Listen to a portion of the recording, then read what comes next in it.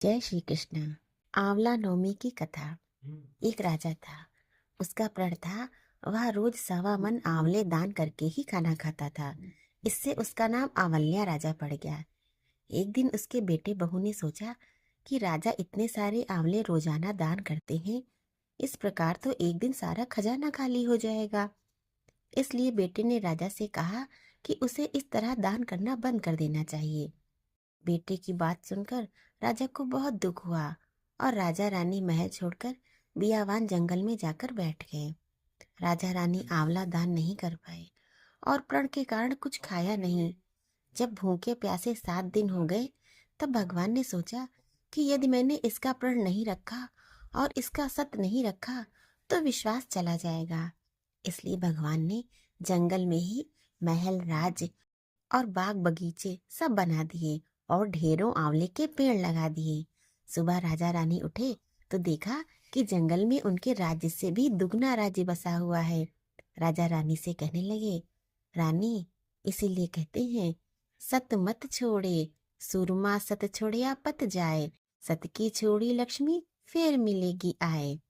आओ, नहा धोकर आंवले दान करें और भोजन करें।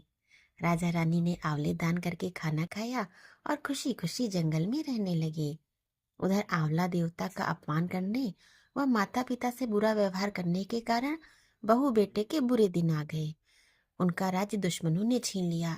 वे दाने दाने को मोहताज हो गए और काम ढूंढते हुए अपने पिताजी के राज्य में आ पहुंचे। उनके हालात इतने बिगड़े हुए थे कि पिता ने उन्हें बिना पहचाने हुए काम पर रख लिया। बेटे बहू सोच भी नहीं सकते थे कि उनके माता पिता इतने बड़े राज्य के मालिक भी हो सकते हैं। सो उन्होंने भी अपने माता पिता को नहीं पहचाना। एक दिन बहू ने सास के बाल कूदते समय उनकी पीठ पर एक मस्सा देखा। उसे ये सोचकर रोना आने लगा कि ऐसा मस्सा मेरी सास के भी था। हमने ये सोचकर उन्हें आंवले दान करने से रोका था कि हमारा धन नष्ट हो जाएगा। आज वे लोग न जाने कहाँ होंगे। ये सोचकर बहू को रोना आने लगा और आंसू टपक कर सास की पीठ पर गिरने लगे। रानी ने तुरंत पलट कर देखा और पूछा, तू क्यों रो रही है? बहू ने बताया, आपकी पीठ जैसा मस्सा मेरी सास की पीठ पर भी था। हमने उन्हें आंवले दान करने से मना कर दिया था, इसलिए वे घर छोड़कर कहीं चले गए।